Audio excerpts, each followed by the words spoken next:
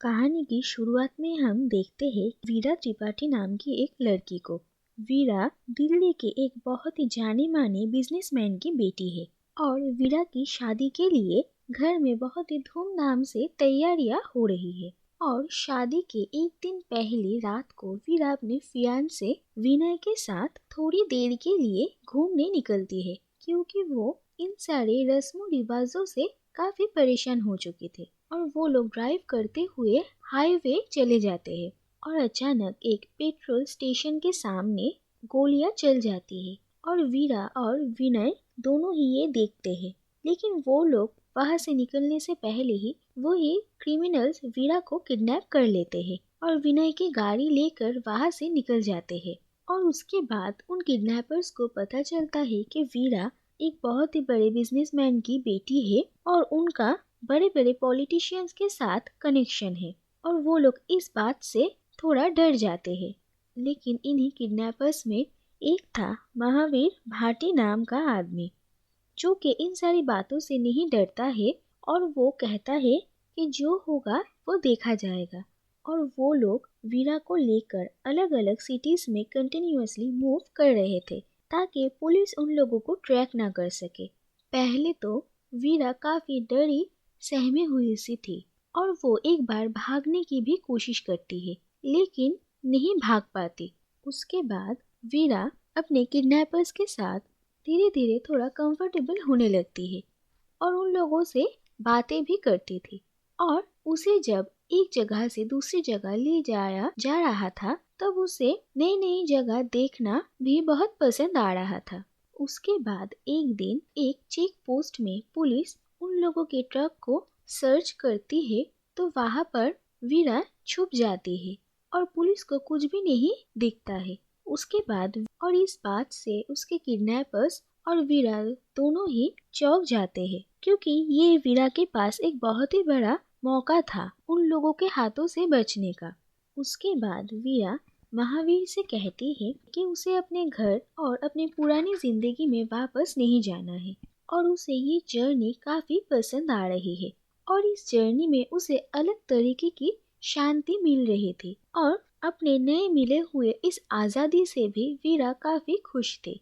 उसके बाद वो महावीर को कहती है कि कैसे 9 साल की उम्र में उसके अपने ही अंकल उसे अब्यूज किया करते थे और वो किसी से कुछ कह भी नहीं पाती थी। लेकिन एक दिन उसने अपने माँ को इसके बारे में कहा था, लेकिन उसकी माँ ने भी उसे इसके बारे में किसी से भी कुछ कहने के लिए मना कर दिया था और उसके घर वालों ने कभी भी उस आदमी को कुछ भी नहीं कहा। और वीरा अपने घर के झूठे तहजीब और अच्छाइयों से काफी परेशान थी और इसीलिए वो अब वापस नहीं जाना चाहती है और फाइनली उसे अब अपने लाइफ को एक्सपीरियंस करने का मौका मिला है।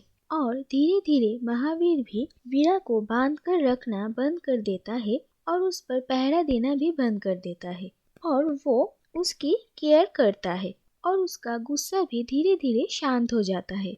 उसके बाद वीरा भी धीरे धीरे महावीर से उसकी कहानी जानती है और उसे पता चलता है कि बचपन में महावीर का बाप उस पे और उसकी माँ पर काफी टॉर्चर करते थे और उसकी माँ वहाँ के जमींदारों के यहाँ काम किया करती थी और छोटे लोग होने की वजह से वो लोग उसकी माँ से कुछ भी करवाते थे। और अपनी ऐसी जिंदगी से परेशान होकर महावीर एक दिन घर से भाग गया और कभी वापस नहीं लौटा।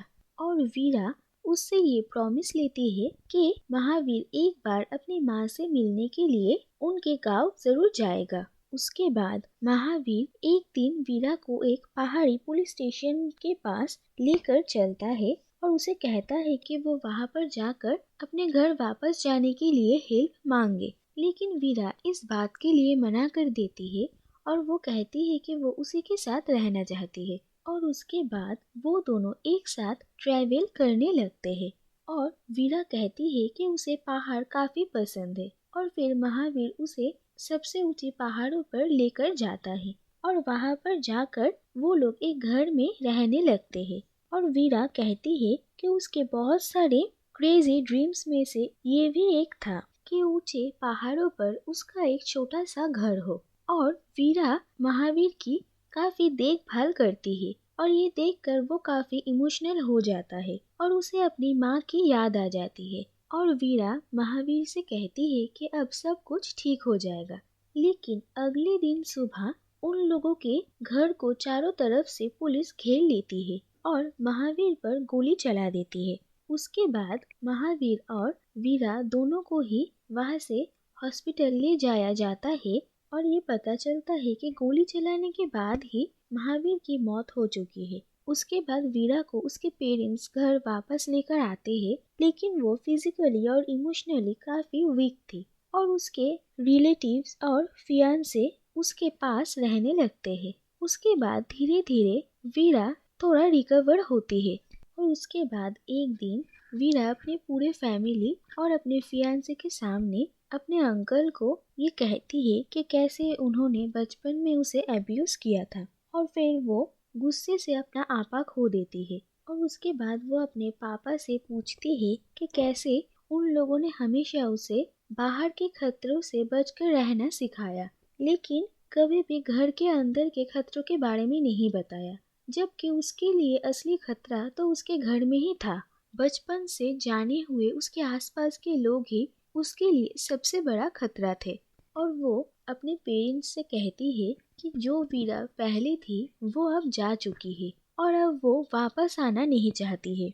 उसके बाद ये दिखाया जाता है कि वीरा अपना घर छोड़ देती है और किसी पहाड़ी इलाके में जाकर बस जाती है और वहाँ पर वो अपना छोटा सा फैक्ट्री खोलती है और एक घर लेती है जहाँ पर वो रहती है।